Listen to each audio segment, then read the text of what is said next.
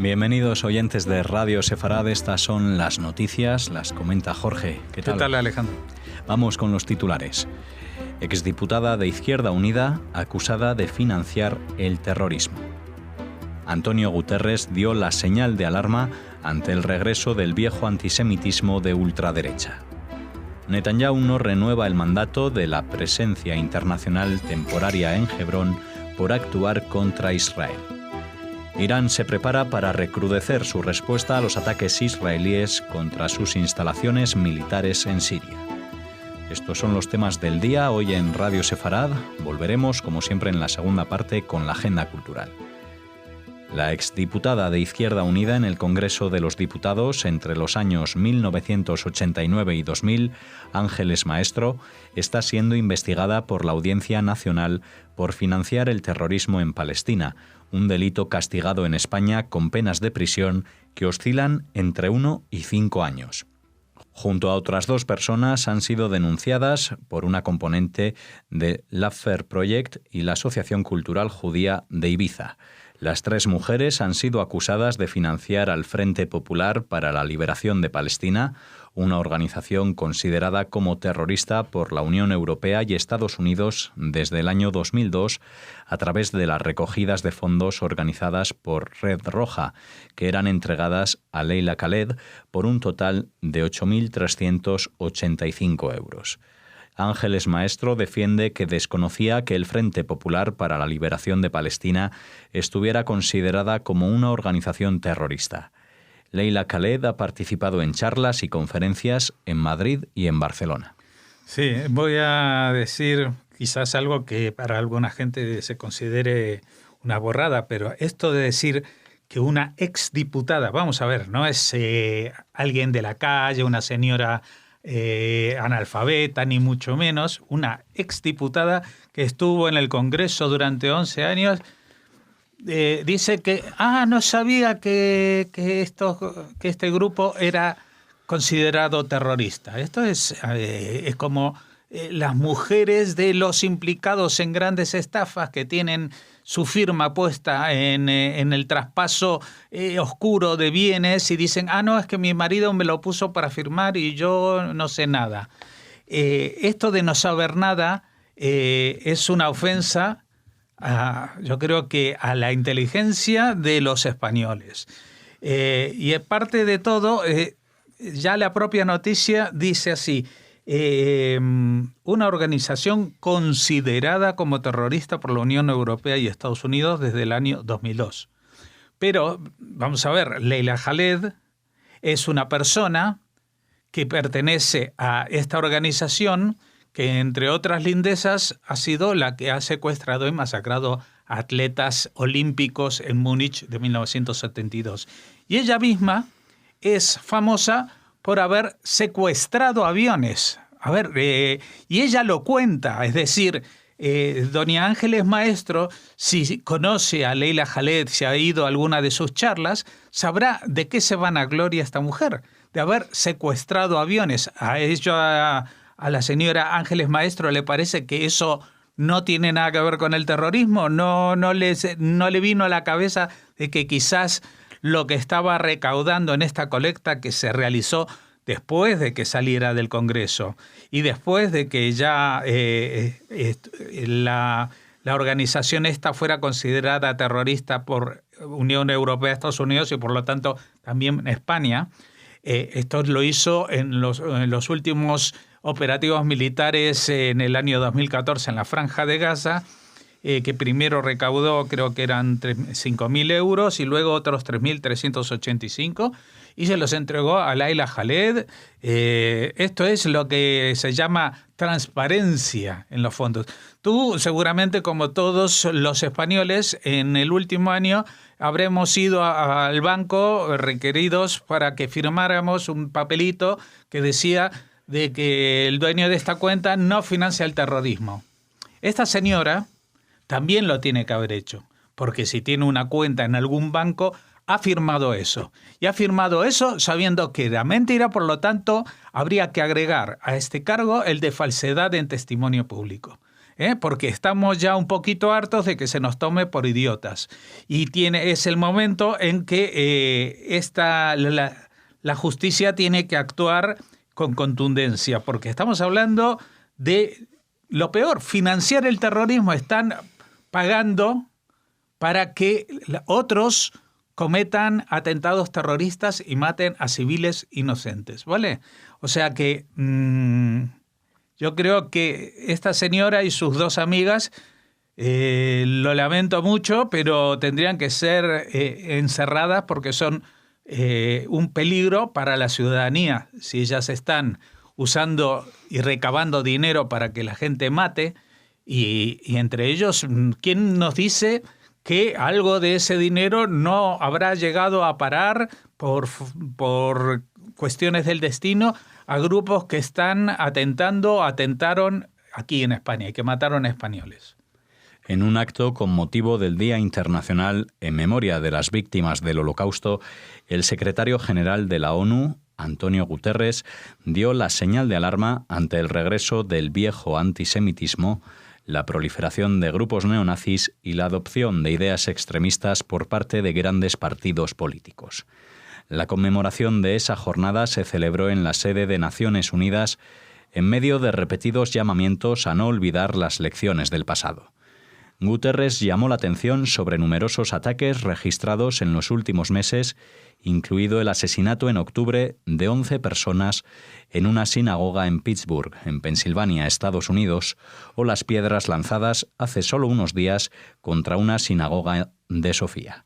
Además, avisó que las ideas de odio que este tipo de organizaciones promueven están llegando al discurso político general, tanto en sistemas autoritarios como en democracias liberales. El embajador israelí Dani Danon, por otra parte, pidió a la comunidad internacional que no permita desarrollar armas nucleares a un Estado cuyos líderes han hablado de destruir Israel. Claro, es que está muy bien que en el Día Internacional en memoria de las víctimas del Holocausto se alarme el secretario general de Naciones Unidas por la expresión regreso del viejo antisemitismo. Yo no soy el primero que va a decir de que el antisemitismo no regresa, que nunca se ha ido. Que otra cosa es que no se atreviera a actuar de forma tan descarada como lo hace ahora, apoyado por partidos que de la extrema derecha en Europa, especialmente, pero no solamente, pues están ascendiendo en la escala del poder político.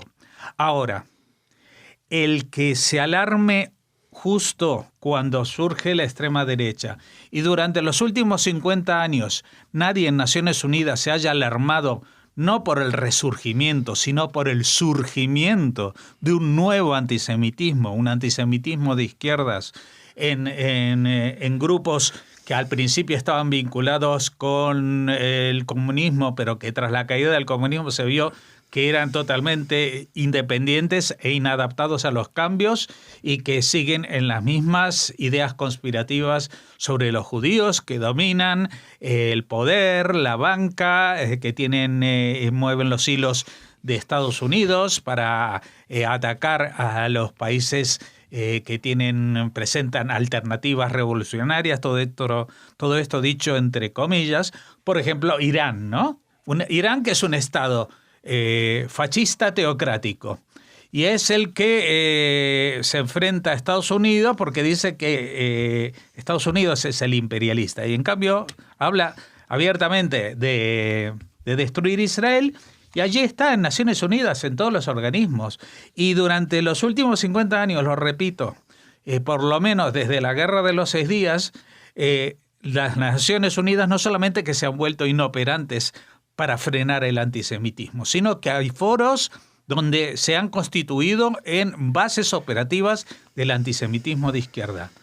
Es cierto, hay que combatir el regreso o la reivindicación del viejo estilo del antisemitismo. Evidentemente hay que combatirlo, pero tampoco hay que descargarse las culpas de lo que está pasando, porque a pesar de que a mucha gente esta idea le suene maquiavélica y marciana, la extrema derecha se nutre de los grupos de extrema izquierda. No se nutre de la gente normal del centro que quiere vivir en paz. Los grupos neonazis, por ejemplo, de Alemania surgen especialmente en Alemania Oriental, donde estaban vigente el comunismo hasta hace 20 y pico de años. O sea que no es solamente una casualidad que en Alemania suceda, o que en Hungría suceda, o que en Polonia suceda, todos estos países que han estado bajo la órbita soviética y que han estado regidos por líderes de izquierda. Pues ahora la reacción es: vamos a pedir el mismo ímpetu, la misma irracionalidad, pero en vez desde un ámbito, como vamos a hacerlo desde el otro, pero sí que tenemos el enemigo común de todos los extremos, que somos los judíos. ¿Por qué? Porque los judíos, desde los tiempos de la Ilustración, somos el símbolo de que las cosas pueden cambiar en este mundo. Somos la demostración que mientras hemos sido sometidos éramos un pueblo débil, un pueblo sojuzgado, y que en el momento que tomamos las riendas y empezamos a formar parte nos dejaron formar parte de las sociedades, y luego en 1948 empezamos a formar parte de la Sociedad de Naciones, es decir, del mundo normalizado, pues las cosas han cambiado. Fue la primera vez que las cosas cambiaban para nosotros, y esto ha servido de ejemplo para que otros piensen que pueden cambiar las cosas en su realidad. Así que los enemigos de los extremos estamos aquí, estamos en el medio y nos llamamos judíos.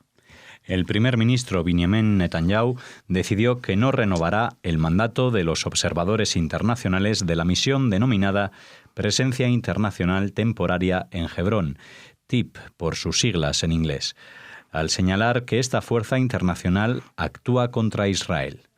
La organización deberá abandonar la ciudad de Hebrón en los territorios en disputa.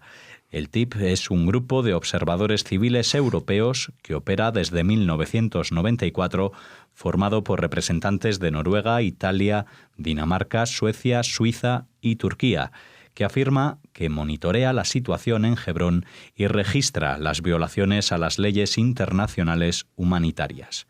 En julio pasado, un miembro del TIP que participaba en un tour en Hebrón abofeteó a un niño judío de 10 años.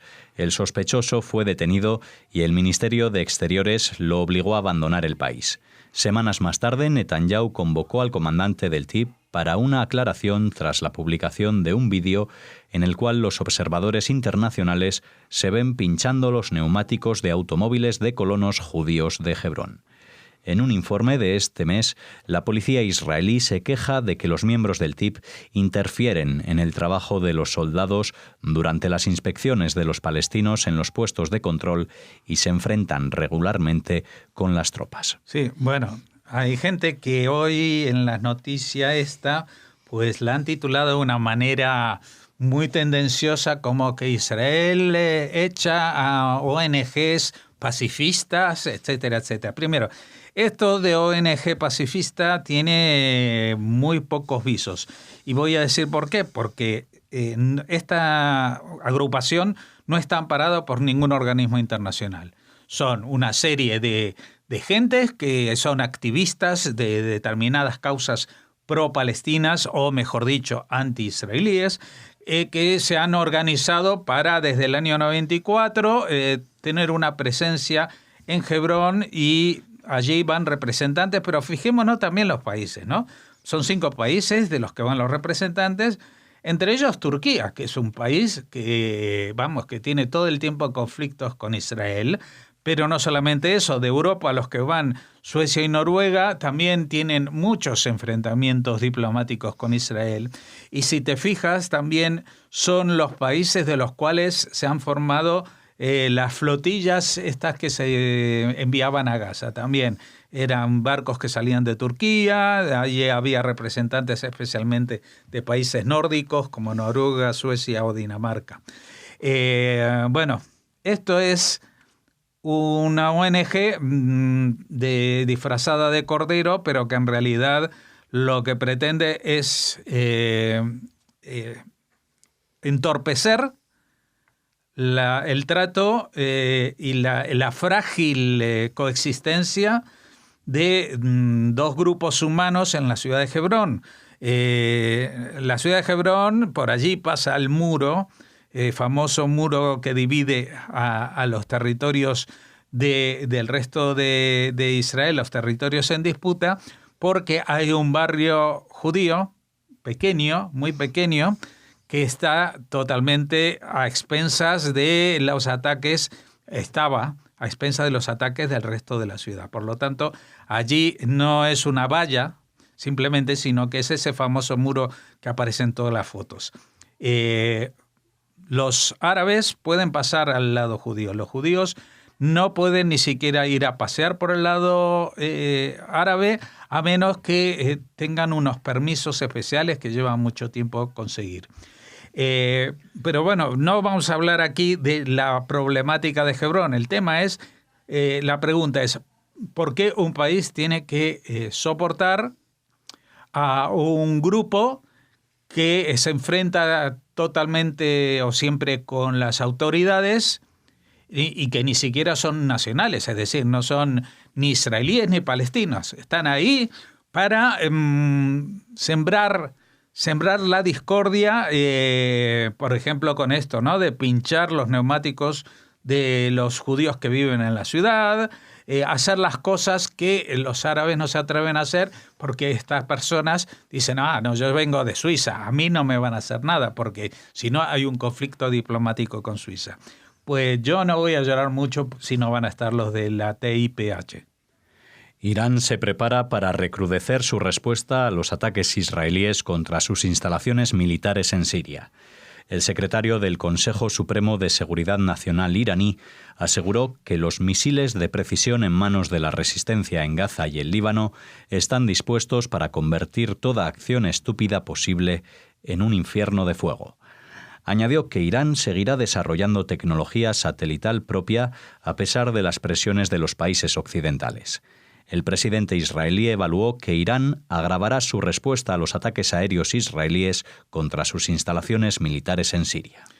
Sí, bueno, aquí estamos en un impasse un poco extraño. Y lo voy a decir porque también lo comentamos hace unos días. Justo después de este ataque que se produjo en Siria, en el cual creo que la última cifra que se había dado era de 22 militares muertos, entre ellos una docena de soldados iraníes que nadie sabe muy bien, o no puede explicarse qué hacían en Siria, ¿no? Bueno, pues este ataque le ha dolido mucho a Irán porque no solamente ha traído féretros de soldados iraníes destinados en Siria cuando Irán está en una situación de catástrofe humanitaria por las sanciones de Estados Unidos, etcétera, y se dan el lujo, entre comillas, de subvencionar y mandar militares a tratar de abalanzarse sobre este enemigo imaginario que es el sionismo, ¿no? Pero es que el secretario de este Consejo Supremo de Seguridad Nacional iraní, pues es una persona que no tengo el gusto o disgusto de conocer, pero que miente más que habla, porque por una parte dice que los misiles de precisión en manos de la resistencia de Gaza y el Líbano, o sea, ahora son misiles de precisión. Cuando estalla una guerra, toda la prensa dice misiles artesanales. Y ellos dicen, no, si tenemos misiles de última generación, de precisión, que están en Gaza y están en el Líbano y están dispuestos para convertir toda acción posible en un infierno de fuego. Pues hubo una acción que tuvo lugar y que los castigó mucho y no hemos visto ese infierno. Es más, no hemos visto ni un mechero iraní por la zona. Lo que hemos visto son los típicos ataques desesperados de una población como la de Gaza que está siendo arrinconada y maltratada por sus connacionales palestinos que dirigen desde Ramallah y les cortan los víveres, les cortan los sueldos, les cortan el acceso al agua y a la electricidad. Bueno, eso es lo que hemos visto. Entonces, estos que están dispuestos y que tienen armas de precisión. Y por otra parte, dice que ellos no están desarrollando tecnología para aumentar el alcance de sus misiles, sino para mejorar la precisión. Esa es otra mentira, porque para mejorar la precisión no necesitan lanzar misiles con una capacidad de mayor alcance, como están haciendo últimamente.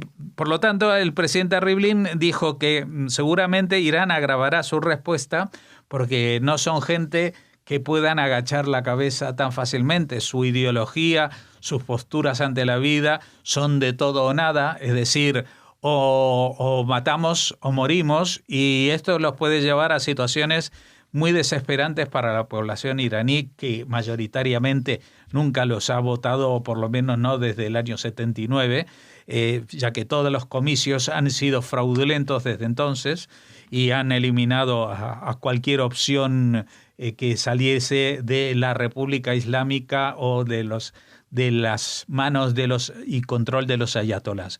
Así que, bueno, tendremos que seguir esperando a ver cuándo estalla ese infierno de fuego iraní, si estalla y cómo será. Así cerramos la primera parte de las noticias de hoy en Radio Sefarad. Volvemos ahora con la agenda cultural.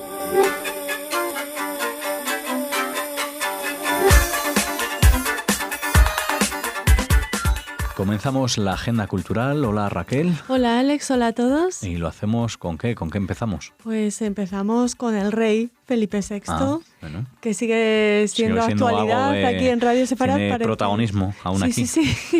Estamos muy monárquicos, parece esto a veces.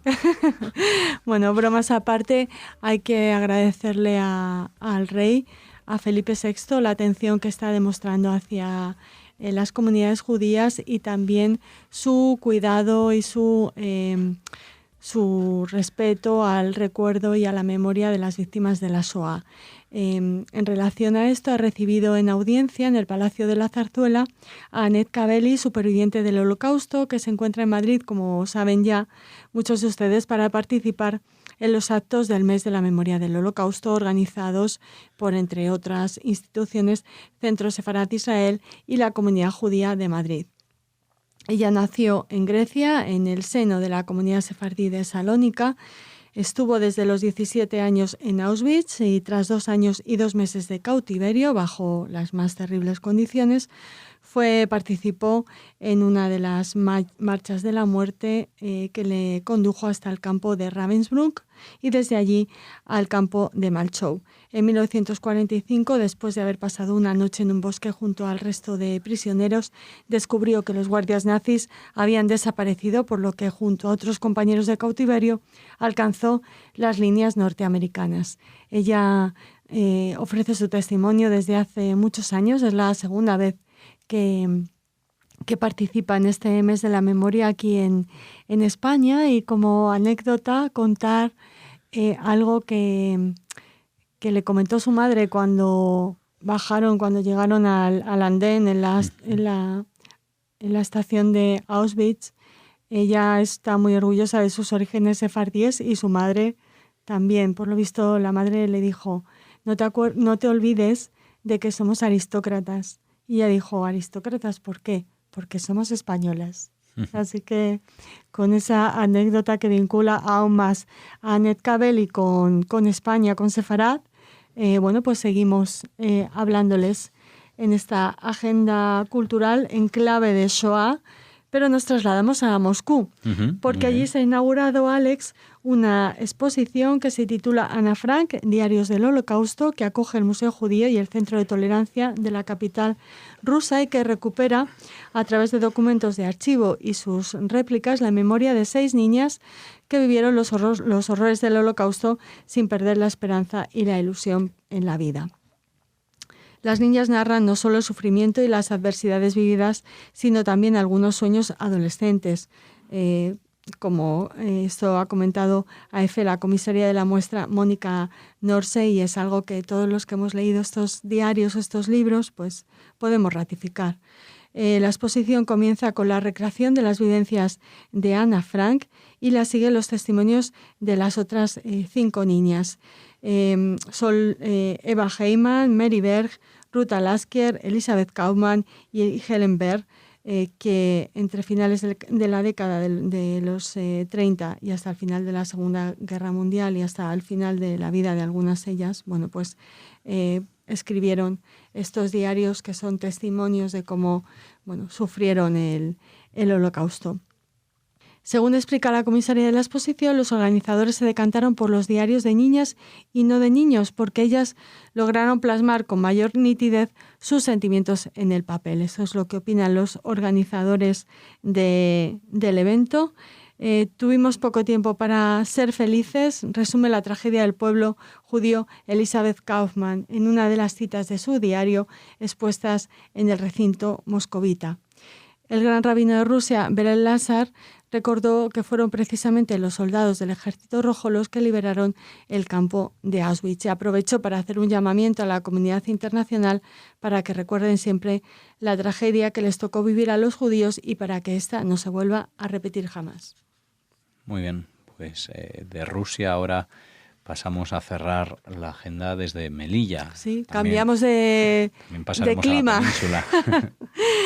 La ciudad autónoma de Melilla y los ayuntamientos de Lucena y Torremolinos se unen en un triángulo de turismo cultural llamado Cultura y Orígenes, que ofertará el legado sefardí en estas 3 localidades en un parque turístico que en breve se promocionará en las agencias de viajes. En un paquete, no un parque turístico, que está la nota de F, creo que porque sería muy complicado hacer un parque turístico entre Melilla, Lucena y Torremolinos, así que imaginamos que hablan de eso, de una oferta turística.